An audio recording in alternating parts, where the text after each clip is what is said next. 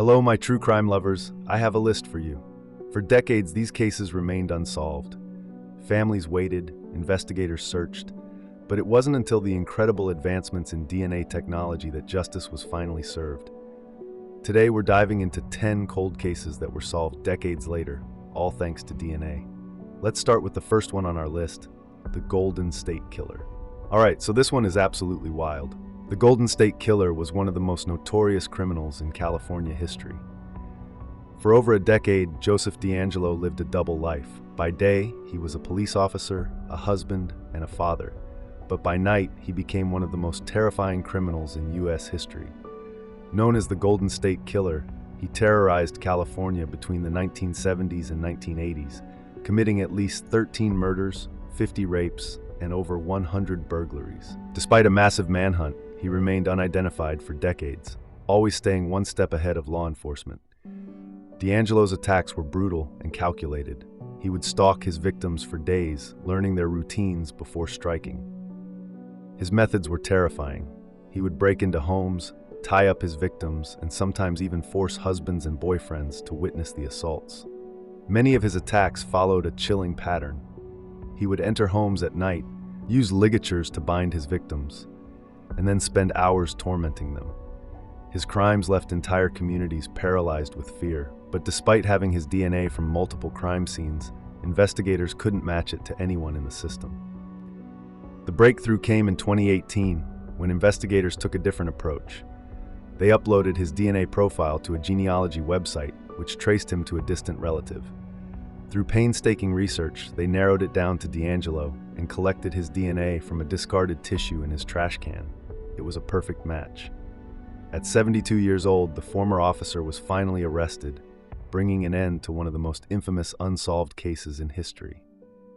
Next, we have the murder of Carla Walker. Carla Walker was a 17-year-old high school student from Texas, full of life and excited about her future. She and her boyfriend, Rodney McCoy, had just left a Valentine's Day dance when they parked outside of a bowling alley. What should have been a fun, carefree night turned into a nightmare when a man suddenly attacked them, pistol-whipping McCoy and dragging Carla out of the car. Her boyfriend survived, but Carla was never seen alive again. Her body was discovered 3 days later in a drainage ditch. She had been tortured, assaulted, and strangled. The case shook the community, and though there was evidence, including DNA from her clothing, technology in 1974 wasn't advanced enough to identify a suspect. Investigators followed every lead they could, questioning local suspects, but the case eventually went cold. For decades, Carla's family held on to hope that one day they'd find out who took her life. That day finally came in 2020, when forensic experts re-examined the DNA and ran it through a genealogy database. The results pointed straight to Glenn McCurley, a man who had actually been questioned back in the 70s, but had been overlooked. When confronted, McCurley broke down and confessed to everything. After 46 years, Carla's family finally got justice. Now for number 3, we have the boy in the box. For over 6 decades, one of the biggest mysteries in American crime history was the identity of the boy in the box. In 1957, the body of a young boy, malnourished, bruised, and wrapped in a blanket, was found stuffed inside a cardboard box in a wooded area of Philadelphia. Despite national coverage, thousands of leads, and hundreds of people coming forward with tips, police could never figure out who he was or how he ended up there. Investigators suspected he had been severely abused, as his body showed signs of neglect and old injuries. His hair had been crudely chopped off, possibly to disguise his identity. The case was tragic, but with no missing persons report matching his description, police were stuck. The boy was buried in a pauper's grave with a simple headstone that read, "America's Unknown Child." In 2022, forensic scientists finally gave him his name back, Joseph Augustus Zarelli. Through advanced DNA analysis and family tree research, they identified distant relatives, leading them to his parents. While details about how he died are still unclear, his living family members chose not to speak publicly. Though justice for Joseph may never come, at least his name is no longer lost to history. Number 4 on our list is the murder of Christy Mirak. Christy Mirak was a 25-year-old elementary school teacher in Pennsylvania, known for her kindness and passion for teaching. But on the morning of December 21st, 1992, she didn't show up for work. Concerned, her principal went to check on her and made a horrifying discovery. Christy had been brutally beaten, sexually assaulted, and strangled in her own home. Investigators found DNA evidence at the crime scene, but it didn't match anyone in their database. With no forced entry, no eyewitnesses, and no immediate suspects, the case went cold. Years turned into decades, and Christie's case remained unsolved until 2018, when detectives decided to try something new. Using genetic genealogy, they uploaded the crime scene DNA to a public ancestry database. That led them to Raymond Rowe, a popular local DJ who had never been considered a suspect. To confirm their findings, undercover officers attended one of his events and collected a discarded water bottle, and the DNA was an exact match. Rowe was arrested, and in 2019, he pleaded guilty, finally bringing Christie's family the closure they had waited 26 years for. Coming in at number 5 is the Phoenix Canal murders. In the late 80s and early 90s, young women were being brutally murdered and dumped in the canals of Phoenix, Arizona. The victims were all found nude, strangled, and in similar locations, making it clear that a serial killer was on the loose. Despite years of investigation, police couldn't find any leads, and the case went cold. The killer turned out to be Brian Patrick Miller, a man who had a reputation for being odd but had never been linked to any serious crimes. He worked as a mall security guard, blending in with the community while secretly being a predator. The gruesome nature of the murders suggested someone with a deep level of control and sadism, and for years he got away with it. In 2015, forensic experts ran the killer's DNA through a genealogy database and got a match. Police began following Miller and eventually collected his DNA from a discarded coffee cup. When tested, it matched the DNA found on the victims. After 25 years, the Phoenix Canal murders were finally solved, and Miller was arrested and convicted. Number 6. The murder of Marlene Warren. Marlene Warren was living a quiet life in Wellington, Florida, when tragedy struck in the most bizarre way possible. On the morning of May 26, 1990, she answered a knock at her front door. Standing there was a person dressed as a clown, holding balloons and a bouquet of flowers.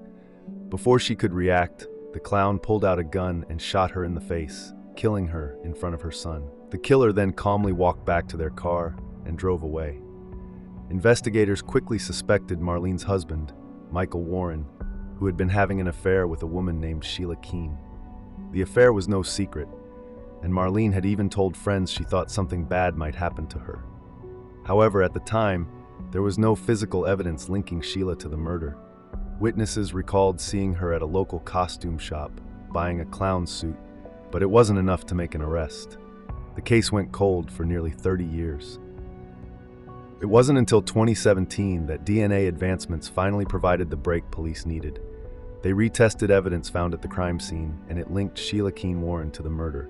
She was arrested and charged, and in 2023, after decades of maintaining her innocence, she pleaded guilty. The killer clown case was finally closed. Number 7 on our list is the murder of Eve Wilkowitz. Eve Wilkowitz was a 20-year-old aspiring writer living in Long Island when she was murdered in 1980. She had been abducted, sexually assaulted, and strangled, and her body was found days later, dumped near her home. For years, the case remained unsolved, and Eve's family feared they'd never get answers. The investigation dragged on because there were no strong leads. Authorities had DNA from the crime scene, but couldn't find a match. Eve's sister, Justice Wilkowitz, refused to let her memory fade, continually pushing investigators to re-examine the evidence as technology advanced. But for decades, nothing new surfaced, until 2022. That year, genetic genealogy finally provided a suspect, Herbert Rice, a man who had died in 1991. His remains were exhumed, and when tested, they matched the DNA left on Eve's body. Though Rice had evaded justice in life, Eve's family finally had the truth. After 42 years, they knew who took her life. Next, we have the murder of Patricia Barnes for number 8. Patricia Barnes was a 61-year-old woman in Washington state when she was found shot execution style in 1995. She had been murdered and left wrapped in a blanket with no immediate suspects or known enemies. Investigators had DNA from the crime scene, but with no match in their system, the case went cold. Years passed, and Patricia's murder remained a mystery. Police suspected she had been killed by a stranger, making it even harder to track down a suspect. It wasn't until 2022 that forensic experts revisited the DNA evidence and used genetic genealogy to finally crack the case. The DNA led investigators to Kenneth Kaneshiro, a man with no previous criminal record. Kaneshiro had died in 2016, meaning he had escaped punishment, but his family members confirmed his violent past. Though justice was delayed, Patricia's case was finally solved after 27 years. Number 9 is the murder of Naomi Sanders. Naomi Sanders was a 47-year-old woman living in Oregon when she was murdered in 1973. She was sexually assaulted and strangled in her own home, and for decades, investigators couldn't find her killer. The evidence left behind, including a cigarette butt, contained DNA, but there was no way to test it at the time.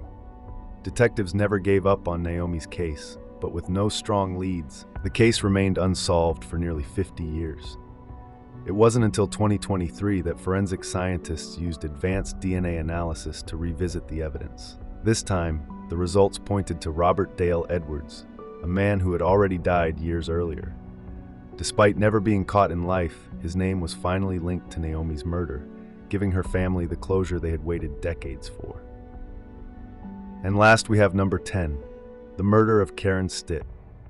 Karen Stitt was 15 years old when she was brutally murdered in Sunnyvale, California in 1982. She had gone out to meet her boyfriend and was last seen near a 7-Eleven. The next morning, her naked body was found near a cinder block wall. She had been raped, stabbed 59 times, and left to die. For years, Karen's case remained unsolved, despite detectives preserving semen and blood samples from the crime scene. There were no suspects, and the case grew cold. But in 2022, forensic experts turned to genetic genealogy, running the DNA through ancestry databases. The DNA led them to Gary Ramirez, a 75-year-old man living in Hawaii. Shockingly, Ramirez had never been on law enforcement's radar. Police obtained his DNA and confirmed the match. He had gotten away with murder for 40 years. But justice finally caught up with him, and he was arrested in 2022. And that's a wrap on these chilling cold cases finally solved by DNA. It's amazing how technology is helping bring justice even after years or decades. If you found these cases as mind-blowing as I did, don't forget to hit that like button and subscribe for more true crime stories and mysteries.